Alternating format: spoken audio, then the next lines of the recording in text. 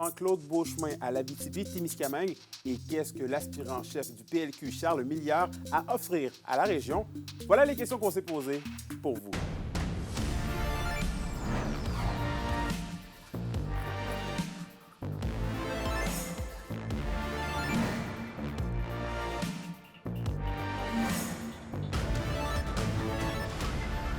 Ici Anthony Dallaire et voici vos informations. L'ex-maire de Rouyn-Noranda, Jean-Claude Beauchemin, est décédé à l'âge de 76 ans. Lui qui a occupé la fonction de maire entre 2002 et 2005 était gravement malade depuis quelques années. Plusieurs de ses amis et collègues ont tenu à lui rendre hommage. Un reportage d'Alexandre Cabana. Jean-Claude Beauchemin nous a quittés.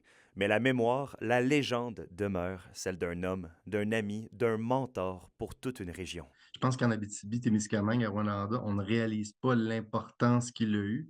Combien d'entre nous ont servi et ont conseillé des premiers ministres? Très, très, très, très peu. C'est un homme profondément engagé jusqu'à la toute fin. En fait, je pense que dans les dernières années, j'étais pas le seul qui était mentoré par lui. On était plusieurs et je pense qu'il a légué donc le goût de l'engagement puis l'amour du Québec puis de la région. Son comparse et collègue de longue date, Rémi Trudel, nous parle d'un réel patriote pour le Québec. Je pense qu'on peut dire aujourd'hui, on n'a jamais été aussi écouté aux plus hautes instances du pouvoir politique élu qu'au moment où Jean-Claude Beauchemin était au bureau du premier ministre. Je dois dire même que ça agaçait d'autres ministres ou d'autres conseillers. Bon, qui savaient que parole de Beauchemin, c'était parole de premier ministre. C'est beaucoup dire ça. Si Beauchemin s'en va dans cette direction-là avec Trudel puis Gendron, ça va passer. C'est ça que ça donnait comme. C'est ça, être un grand patriote. Il l'a été. Il l'a été dans sa municipalité, au niveau régional et aussi au niveau national. Pour François Gendron, M. Beauchemin était de ceux qui faisaient fièrement passer l'Abitibi-Témiscamingue avant tout.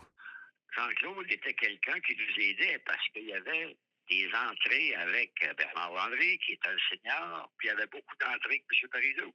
La preuve, il est allé travailler un bon bout de temps au cabinet de M. Parizeau comme conseiller. Vous pensez qu'il vous parlait de quoi? Il parlait du Québec, bien sûr, il parlait de l'option, mais il parlait surtout de l'Abitibi-Témiscamingue. Parce que c'est un type qui avait la fierté au cœur et collé sur la peau. Dans les derniers instants, la ville de Rouyn-Noranda a elle aussi tenu à émettre ses condoléances à la famille et aux proches de Jean-Claude Beauchemin. Afin de lui rendre un dernier hommage, les drapeaux de la ville seront mis en berne le jour de ses funérailles. Alexandre Cabana, RNC Nouvelles, à Rouyn-Noranda.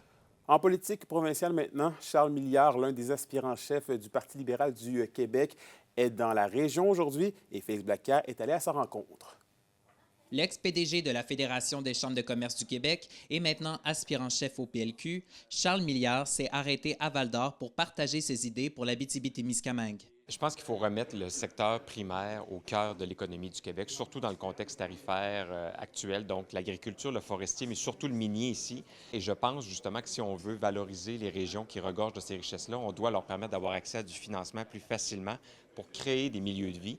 Alors moi, je suis prêt à réviser le mode de gestion finalement des redevances minières pour le Québec. Le pharmacien de formation veut également réduire les barrières interprovinciales et soutenir le secteur agroalimentaire par des mesures concrètes. Il souhaiterait également que la région soit mieux représentée au Conseil des ministres. Je pense qu'on a des régions ressources qui sont très fortes au Québec. Je pense à la Côte-Nord aussi. Donc, ce n'est pas que l'Abitibi-Témiscamingue. Ce sont des régions qui produisent beaucoup plus que leur ratio de population. Alors, souvent, dans le jeu de composition de Conseil des ministres ou de différents comités, je vous trouve exclu, alors que vous êtes au cœur de la richesse du Québec. Alors moi, je m'engage à ce qu'il y ait un ministre responsable de l'Abitibi-Témiscamingue qui serait dans un comté libéral, dans un des 3 comtés de la région. Pour moi, ça coule de source. Le candidat à la chefferie libérale a l'appui d'une figure politique importante de la région, l'ancien ministre et député libéral et ex-maire de Val-d'Or, Pierre Corbeil. M. Milliard est sensible et à l'écoute des particularités des régions et il a arpenté le territoire du Québec. Il est venu en Abitibi-Témiscamingue à plusieurs occasions. Alors moi, je considère que c'est un atout majeur dans son CV pour aspirer à devenir chef du Parti libéral du Québec. Et la deuxième raison, c'est que pour moi, il représente le renouveau en politique provinciale. Rappelons que l'identité du prochain chef du PLQ sera dévoilée en juin prochain. Reste à voir maintenant si Charles Milliard gagnera le vote des libéraux témiscabitibiens. Félix Blaquière, RNC Nouvelles, Val-d'Or. Et le gouvernement du Québec met en place un grand chantier avec les élus municipaux du Québec. L'objectif est d'assurer l'occupation et la vitalité du territoire en complémentarité avec les acteurs du milieu d'ici 2029. 6 priorités ont été fixées pour la région, notamment de répondre aux besoins essentiels en santé et de favoriser l'enracinement de la population dans le territoire. J'ai donc questionné le ministre responsable de la région sur la faisabilité d'un tel plan. Est-ce que vous jugez que le plan qui a été présenté par votre gouvernement est un bon plan? Il ne peut pas ne pas être un bon plan, Anthony, dans la mesure où les priorités ont été établies par les élus et les partenaires locaux. Et c'est ça la beauté de la stratégie gouvernementale. Souvenez-vous, en 2024, l'année dernière, ma collègue, ministre des Affaires municipales, a formé un comité directeur avec les élus municipaux. Ils ont fait énormément de consultations. Et les priorités émanent de ces consultations-là. Et c'est ça qui est annoncé. Puis c'est ça qui maintenant va être mis en œuvre dans l'avenir. Qu'est-ce que vous répondez aux gens qui pourraient dire que vous pelletez des nuages avec ce plan-là, dans le sens que la santé, l'éducation, la main-d'œuvre, on en parle beaucoup, mais plus ça change, plus c'est pareil? Non. On pourrait se faire dire, vous pelletez des nuages, dans la mesure où c'est nous qui identifions les priorités de la région de l'Abitibi-Témiscamingue. Des personnes dans leur bureau à Québec ou Montréal qui identifient les priorités de la région de l'Abitibi-Témiscamingue. Mais jamais, moi, j'accepterais qu'on nous dise qu'on pèle des nuages. C'est vos élus. Puis vous avez des élus, des préfets qui sont extrêmement compétents, là, que j'ai appris à connaître dans les dernières années. Ils ont fait beaucoup de consultations. Donc, je leur fais confiance. Puis maintenant, comme j'ai expliqué tout à l'heure, tous les organismes et ministères vont travailler main dans la main pour s'assurer d'avoir un plan d'action et d'aller de l'avant. Pour faire le plan qui est proposé, ça prend quand même des bras. Il est souvent répété dans le plan, justement, que les régions, l'Abitibi-Témiscamingue, on souffre d'un grand problème de dévitalisation. Les jeunes partent et ne reviennent pas nécessairement. Les gens vieillissent. Comment, dans un contexte comme celui-là, on peut espérer créer une mission réussie en 2029? Là? Question, Anthony. On a dans chacune des 18 régions au Québec ce qu'on appelle une conférence administrative régionale. Et ça, c'est tous les organismes, les ministères qui travaillent ensemble.